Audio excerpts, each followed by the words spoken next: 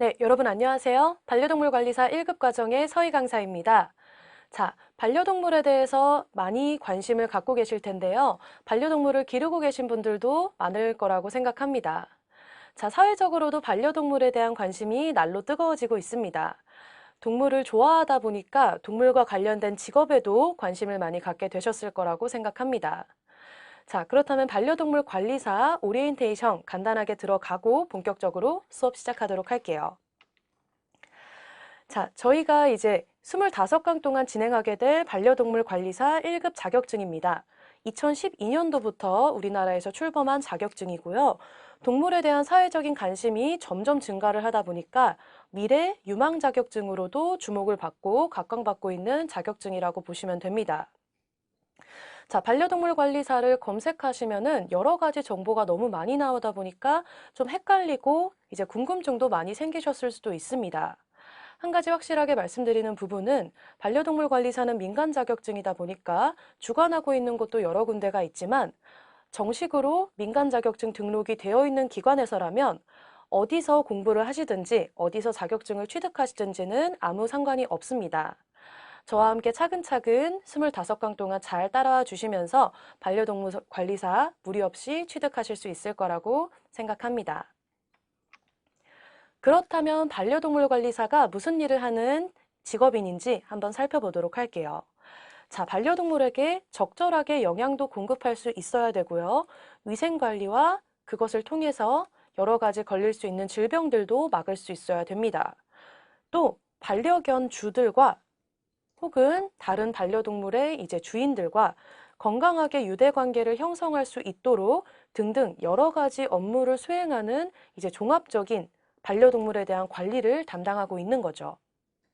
한마디로 정리를 하자면 반려동물을 직접 돌보고 관리하는 전문 직업인이라고 정리할 수 있겠습니다. 자, 여기서 더 나아가서 각각의 직무를 조금 더 심화적으로 들어갔을 때에는 반려동물 행동교정사라든지 펫 매니저, 애니멀 커뮤니케이터, 반려동물 장례 지도사 등등의 더 전문적인 분야로도 들어갈 수가 있겠습니다.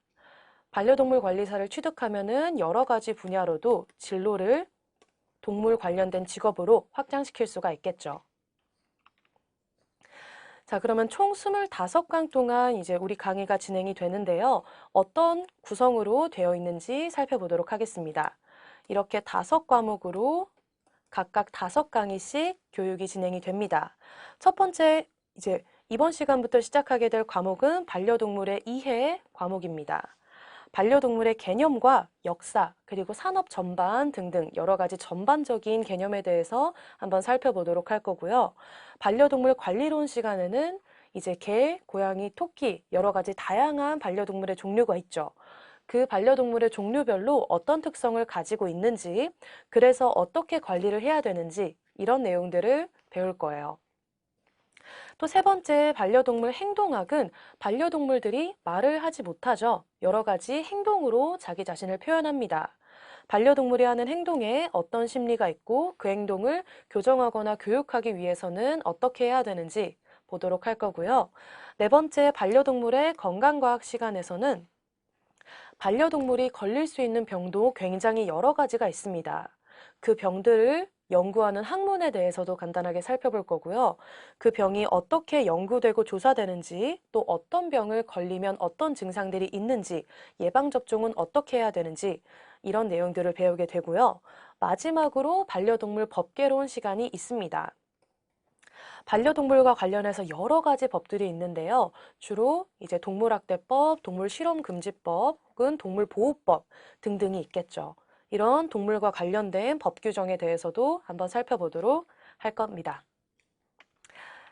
자, 그러면 본격적으로 수업을 시작하도록 하겠습니다. 첫 번째 시간, 반려동물은 무엇인가? 라는 제목으로 시작을 할 건데, 자, 이 시간에는 반려동물의 개념이 뭔지, 그리고 반려동물의 산업이 어떻게 되는지, 또 사회적으로 인식은 어떤지 차근차근 살펴보도록 할게요.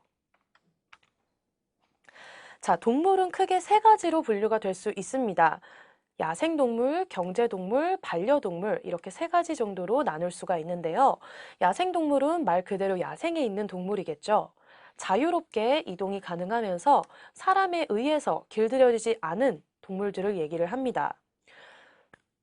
또 경제동물, 반려동물 같은 경우에는 야생동물과는 조금 차이가 있죠. 사람과 함께 살아간다는 점에서 길들여졌다는 점에서 조금 차이가 있는데요. 경제동물은 그중에서도 동물의 생산물이나 노동력이 주인의 경제활동과 연관이 되는 동물을 의미합니다. 다른 말로는 산업동물이라고 얘기를 하고요. 마지막으로 반려동물은 여러분들이 많이 기르고들 계시죠? 인간과 함께 살아가면서 삶의 동반자로서, 가족으로서, 친구로서 함께 사는 동물을 우리는 반려동물이라고 부릅니다.